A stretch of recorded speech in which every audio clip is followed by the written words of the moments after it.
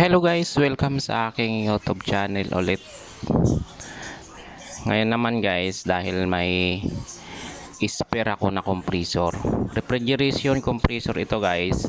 I-convert natin sa air compressor para magamit kung may flat na bisikleta o flat na gulong ng motor. Pwede na siyang gamitin guys.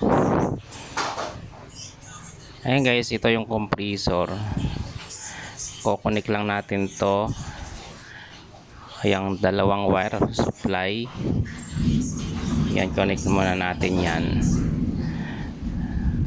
Ano lang ito guys, idea lang para hindi ka na bibili ng air compressor kung panghangin lang naman sa mga gulong. Ayan, kayang-kaya na to guys, yung gulong ng sasakyan, gulong ng bisikleta, gulong ng motor, kayang-kaya na yung paanohin, gamitin. Ayan guys, kung bago ka lang sa aking channel, baka pwedeng pakisubscribe at pakiclick mo rin ang bell button.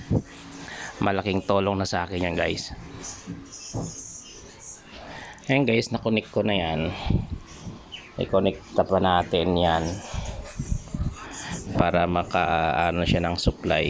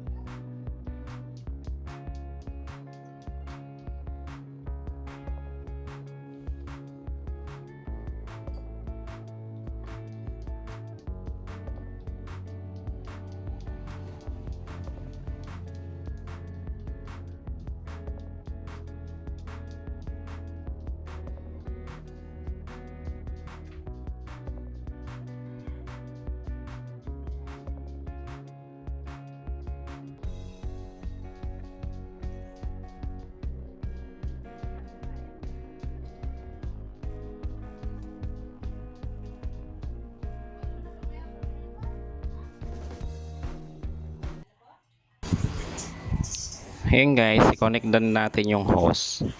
Wala akong clip hose. Gagamitan na lang natin ng alambre, kaya nga DIY. Para kung anong available sa bahay, pwede gamitin.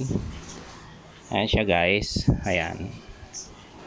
I-alambre na lang natin yan. Basta hindi matanggal at walang leak, pwede na yan. Ayan siya. Ayan guys, nakonek ko na siya. Ayan, try natin hanginan itong bisikleta.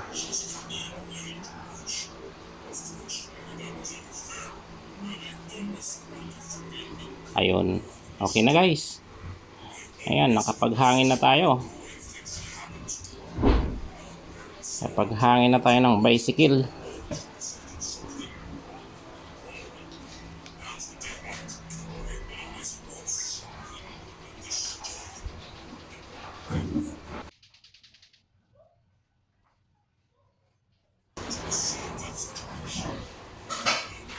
Ayan guys, hanggang dito na lang ulit ang video na ito. Maraming salamat sa panonood ng video.